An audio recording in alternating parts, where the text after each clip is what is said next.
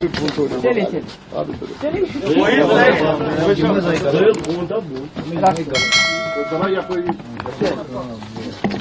ہے بیٹھے پلیز سب بیٹھے.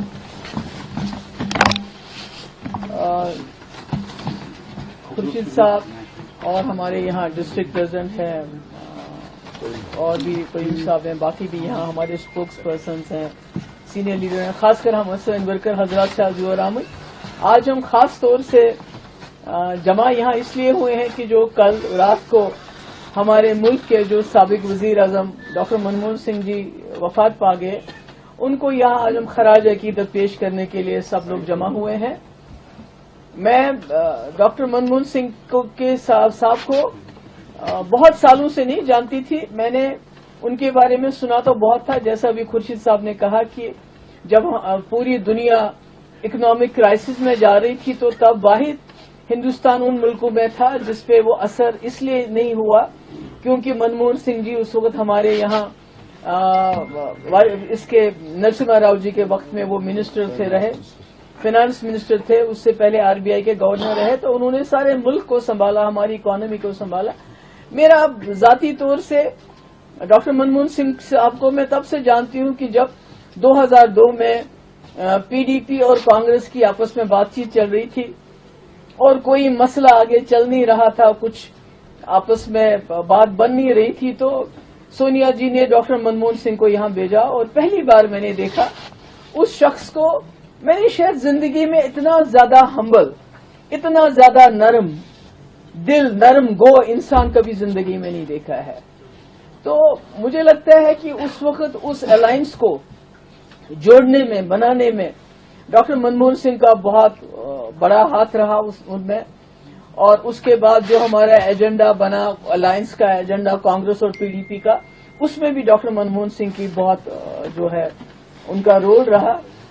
اور اس کے بعد وہ پرائم منسٹر بنے, اور پرائم منسٹر بننے کے بعد جس طرح انہوں نے اس ملک میں, مطلب مجھے تو حیرانگی ہوتی, کوئی یہ بات نہیں کرتا, 10 سال وہ اس ملک کے وزیر اعظم رہے پر ایک جگہ کوئی کمیونل رائٹ نہیں ہوا.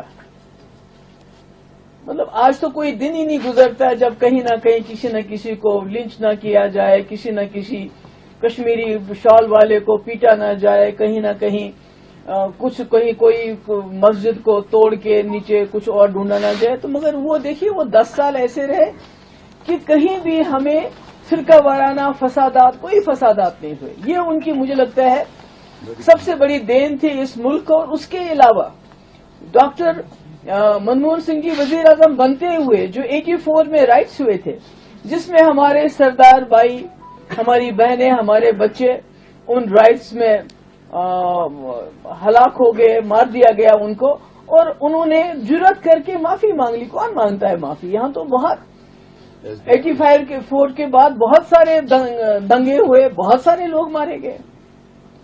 معافی مانگنا تو دور کی بات ہے, وہ تو اس کا اقبال جرم بھی نہیں کرنا چاہتے ہیں. تو میں سمجھتی ہوں اتنی بڑی ہستی.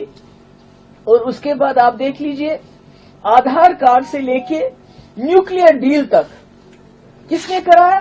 ڈاکٹر منموہن سنگھ نے. چاہے وہ منریگا کی بات ہو, چاہے وہ فری ریشن کی بات ہو, جس کا ذکر آج جو اس وقت کی سرکار ہے جس کا وہ کریڈٹ لیتے ہیں, جس کا وہ کہتے ہیں کہ ہم نے کیا, سارے ڈاکٹر منموہن سنگھ کے دیور اور ڈاکٹر منموہن سنگھ آئیڈیاز جن کو امپلیمنٹ کیا گیا. اور اس ملک کا جو مڈل کلاس ہے, جو پور تھا, بلو پاورٹی لائن کو اوپر لا کے مڈل کلاس کا انہوں نے ایکسپینشن کیا, جس کی وجہ سے ملک زندہ ہے, جس کی وجہ سے ملک چلتا ہے. مگر سب سے اچھی بات مجھے ڈاکٹر منموہن سنگھ کی یہ تھی کہ وہ بولتے بہت کم تھے مگر کرتے بہت زیادہ تھے. اگر آپ یہ ویڈیو YouTube پر دیکھ رہے ہیں تو ہمارے چینل کو سبسکرائب کر بیل آئیکن دبائیں, اور Facebook پر دیکھ رہے ہیں تو ہمارے پیج کو لائک کریں. 8 ملین پلس سبسکرائبر, آپ کے اس بھروسے کے لیے بہت دھنیہ واد.